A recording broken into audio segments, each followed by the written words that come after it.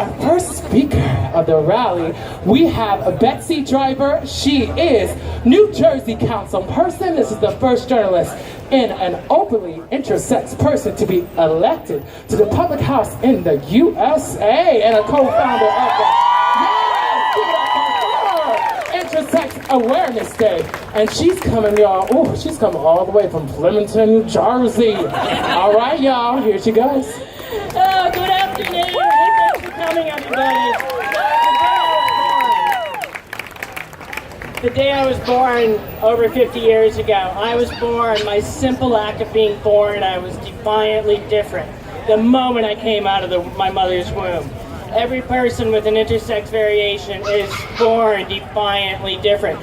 Five of those babies today alone in the United States were born with a body considered so defiant to the binary medical industrial complex and the binary social structures that this country has set up, that surgeons wield their scalpels and they cut their genitals off to make them to conform to a binary sense of what a body should look like.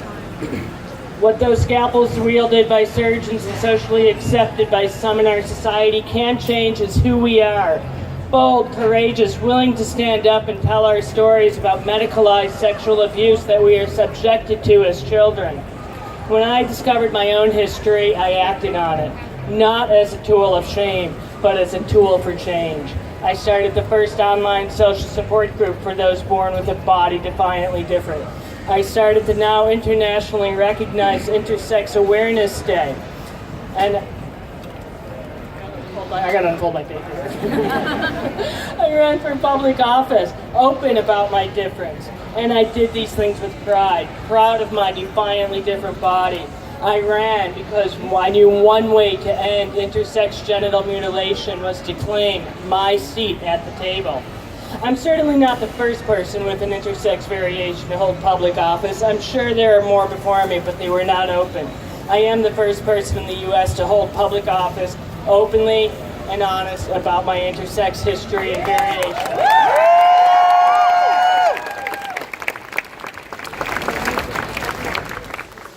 When I heard rumors last October about a planned public shaming of me, about my intersex story being planned by my election opponent, I said, fuck no, I've been out and open for years.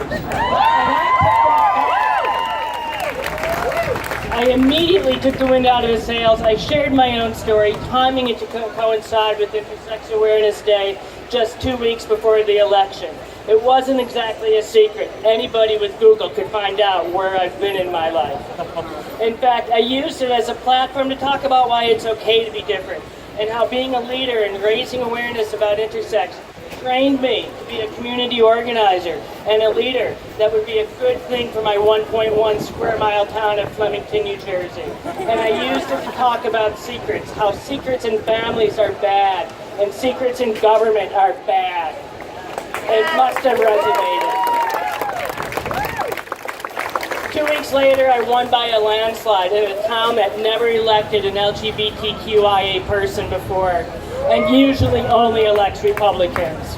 I showed the doubters, including some in my own Democratic Party, who felt I should hide behind my shame, lest it cost me the election. I showed them that being defiantly different was something to be proud of.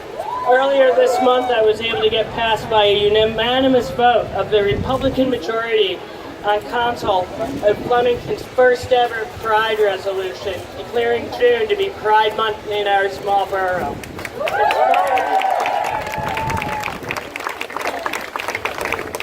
Inspired by my successes, that at least one other town in very red Huntington County followed my lead a few days later and did the same.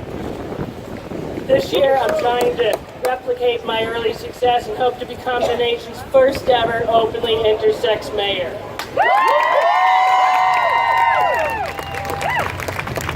No matter where you live, voting this year, folks, more important than ever. Do not waste that opportunity to make change happen where you live and in Washington, D.C. Get out there, get out and vote, and have a great Pride weekend, everybody. Yes, thank you, Betsy Driver. Yes, welcome back. Real fast. if you have a